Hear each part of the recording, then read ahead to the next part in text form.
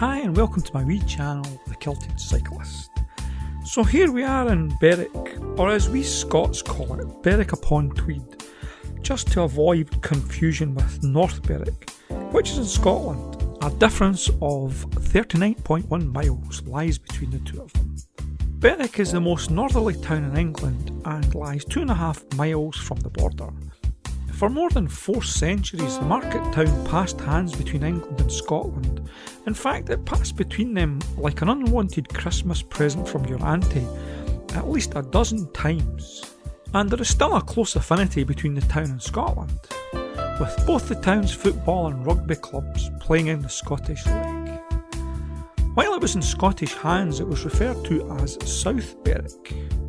In 1296, England was, as usual, at war with France. Scotland had an old alliance with France, and the Scottish King John Balliol invaded England and sacked Cumberland. As a reprisal for this, Edward Longshanks captured Berwick and massacred many of the town's nobles and merchants. Town walls and fortifications were bolstered and completed by 1318. Grotesquely, an arm of William Wallace was displayed here after his execution and quartering on the 23rd of August 1305.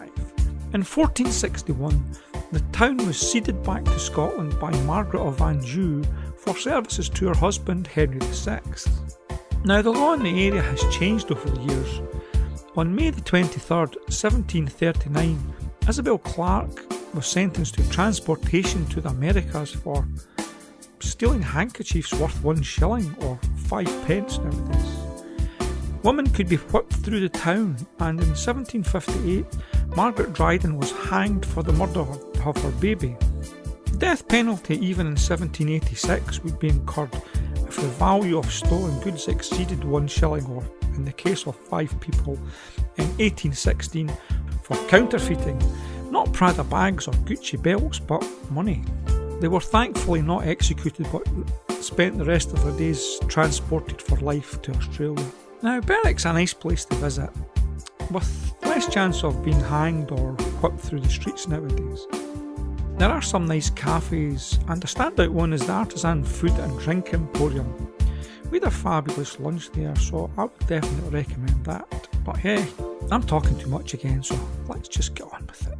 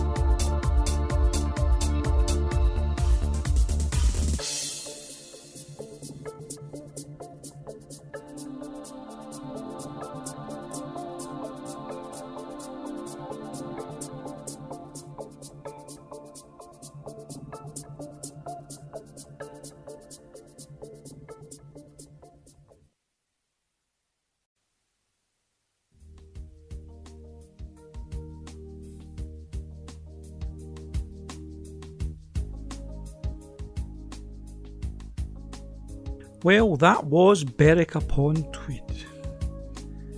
I've been coming here for decades and I really enjoy just walking around the streets and along the city walls. We got the bus from Haggerson Castle, testing out the camper van, which is a resounding success, and it'll certainly be handy for visiting the islands of Harris and Lewis next year. Thanks for watching, and if you get the chance, could you subscribe and leave a wee comment? As I glance at the big clock and wall, I can see that once again time is beating us, so until next time, bye for now.